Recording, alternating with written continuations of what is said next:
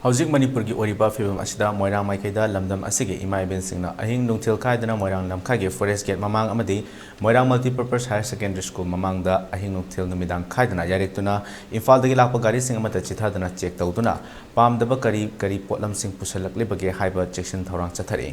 mamang da Churachampur da naron da pusinaba hotnaramba potlam kaya phaki pasulaire hiramasida report ama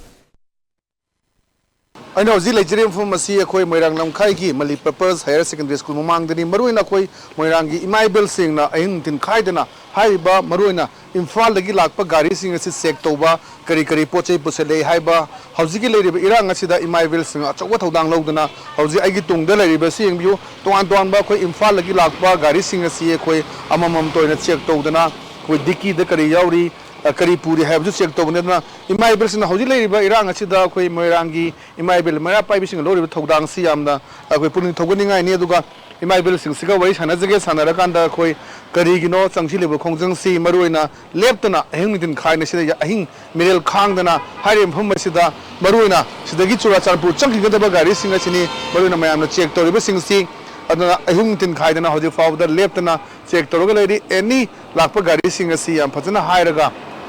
khamalaba matung dani akoi mayam check torisi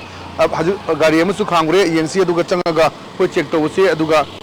imaibil sing sina changchilibu khongchangji karino haibado koi punna khangminabagi tanjadu mayam kaminasi hoji akoi mafum masida lambi thingbisida achuba thodang loriba check toriba kholibasi kari maramgino karino koi punna mung khangminasi imagi ming lepham aduga pham da haibiu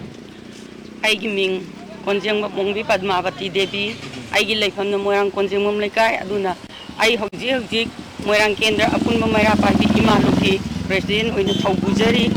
aduga ngasi ma aikoina masida gari check tawdana adagi ahingsi aikoi rotate tawrakanda mafamsida lecture haitare maramdi karigino haiba matamda aikoi ngasi mak oiriba kuki amadi maitai ani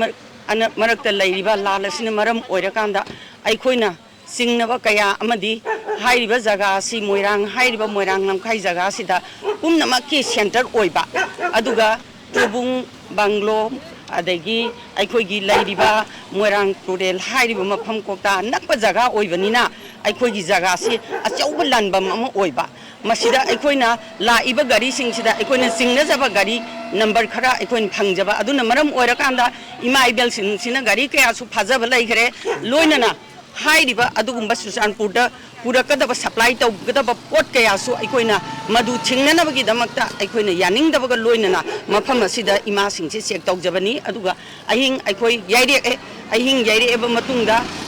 ayuki pung 5 da aikoi rotation namuk tawjai ahing le eba ima singduna amu ayuki pung 5 dagina pung 10 bhaw amuk lekjai aduga amuk pung 10 dagina pung 3 bhawba 3 dagina pung 8 bhaw 8 dagi imaibel sing le aga ngasi bhawba hairiba tang 3 dagi satharakpa laasina maram oirakanda aikoi awana mayam khangaga ireibak iramdam se kandaba yade haibagi wakhalonduda ngasi aikoina mafam asida thawsi tawraga pangthokjaraga leibani maruine ma khangjening ba mana koi matam kuina koi Bharat ki Prime Minister Narendra Modi si phum amta pungdoktre ngarang si koi nipi macha ani gi adumba phajadaba mong maril tadaba puraga chatpa mem utpadagi ma jam saudana koi lemna tharoi kan haiba ledu asukui ba numi humdraga nipani sura abasida Prime Minister Narendra Modi na phum amta khai daganda koi nipi ngang sing to bagi mana haibadu ya adu Manipur ga phum ta palam dabase rasai dikari haiba nimilema sigi matangda adumak ibeng mohoina lakpa khare thengbi manre aikoi mi lising ani hum tilaga ngasi si adugumba nupi singi oiba mathakta adugumba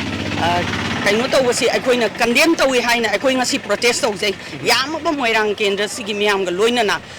aikoi gi nupi singi oiba ijatta singnarakpa haibase aikoina madu condemn tawi tawadabu ngasi tha ahum pharakada phawda Honorable Prime Minister na wamata ngangdraga hairiba kuki gi adugumba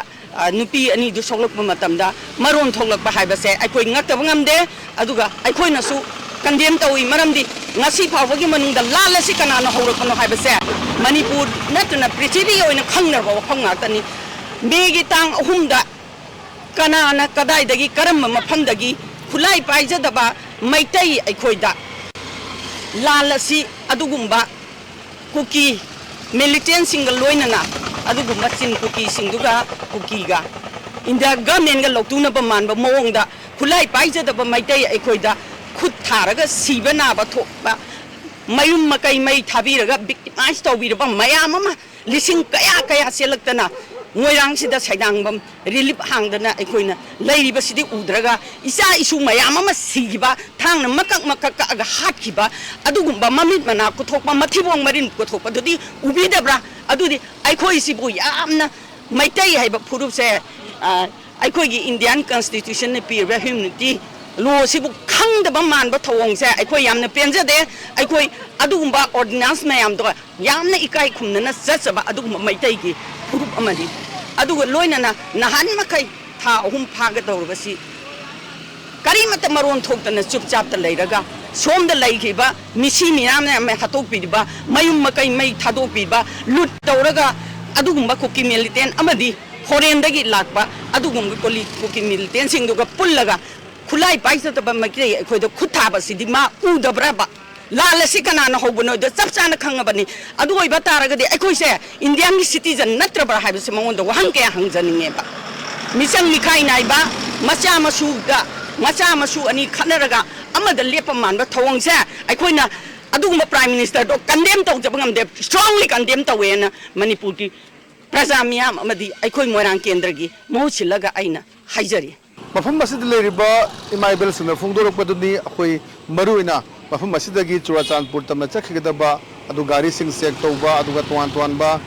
paramilitary force ki kangbu sing asi check torakanda pamdaba poche myam puba khotpa yarak baduna imaging sina koi ahing thin naidana ahing yarek laga ahing sel khalga aji lambi se laiba tuan ba gari sing asi check tabagi thabak chathari ba sini aduna aji phawda lep leje Manipur gi adu makaram phum da karam kanda santi purak ki haibu so koi tamangam dre cameraman Ronald Thokchomgolonena Jit Ningomba ELITETV News Moirang Lamkhai